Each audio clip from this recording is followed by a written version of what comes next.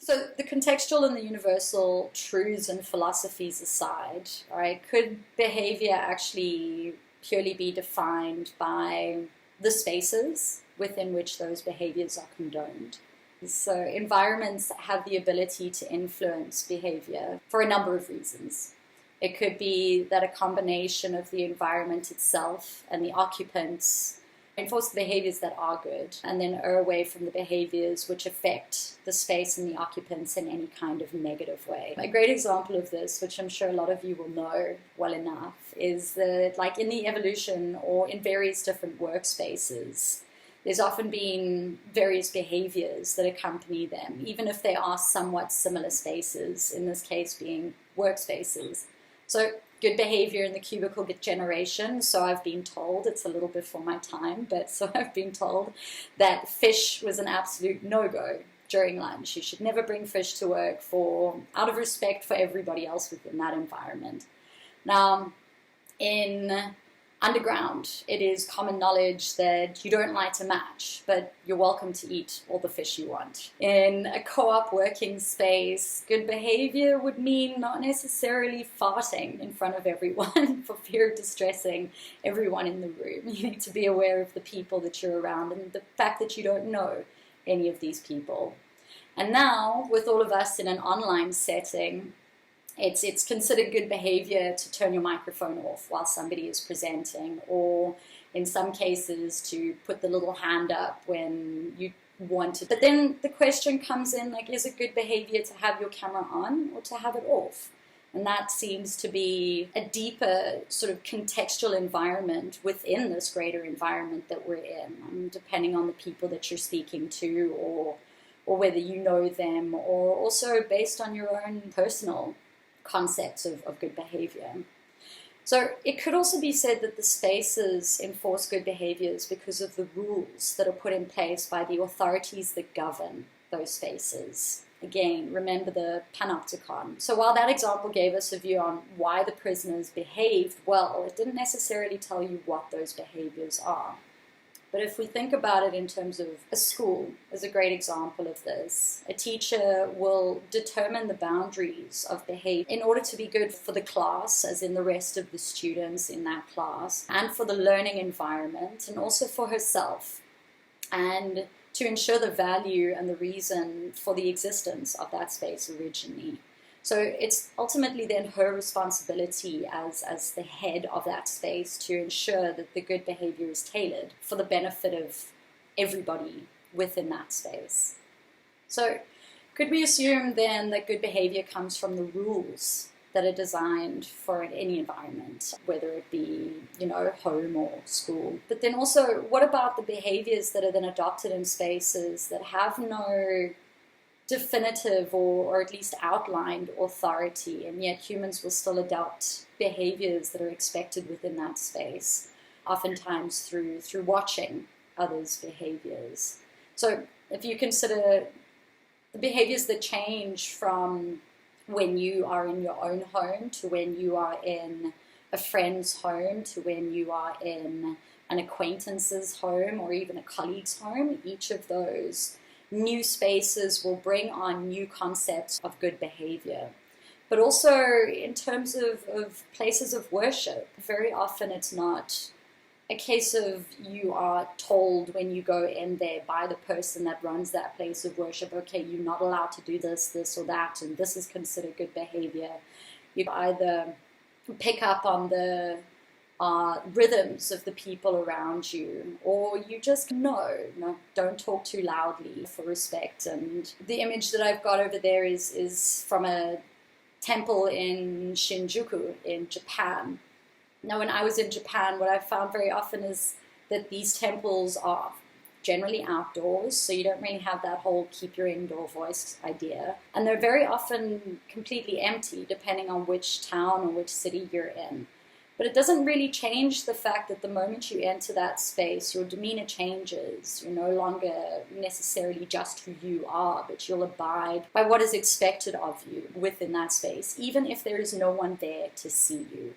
And sometimes what happens is people will then try to participate in the actions that other people perform within that space. And I think that is especially when nobody else is there watching you. Then we've got the question of intent versus outcome.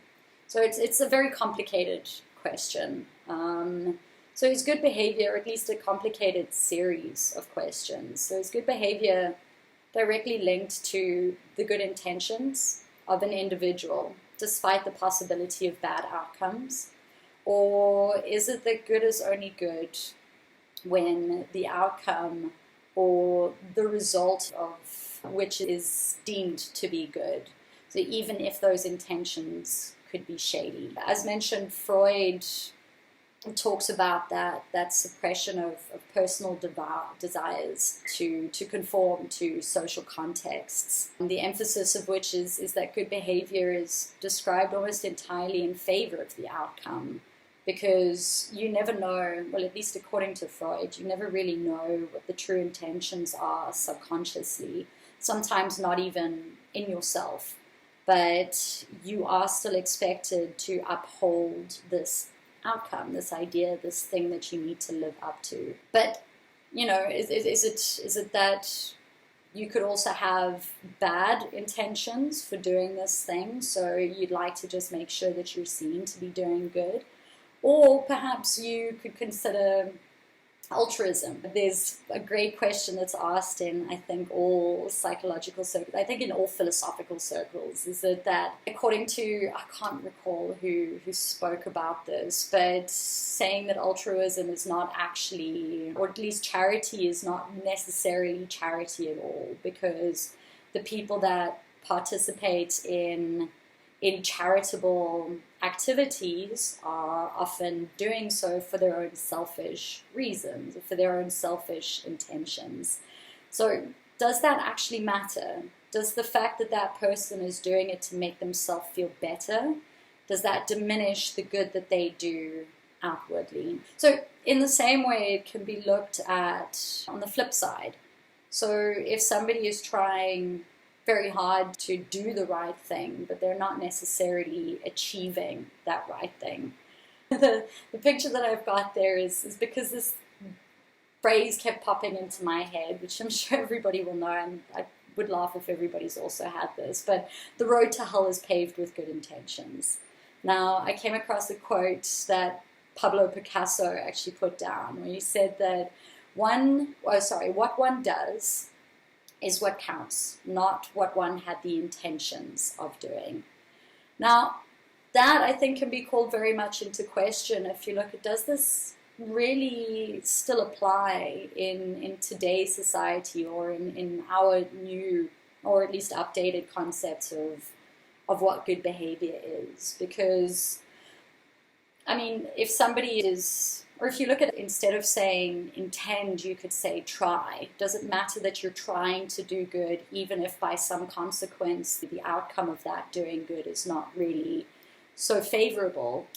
Like in terms of a revolution, if we look at that as a very vague example of this, in revolutions, the intentions of the group are to create a change, and generally for good, for the people that are within that revolution. So to look for some new form of freedom, or to find a break away from old or constrictive regimes. Now, the revolution itself will not always pan out the way that it's supposed to, and there's often going to be a series of waves. So the outcome is not always a good one. There'll be deaths involved, there'll be a number of mishaps that happen.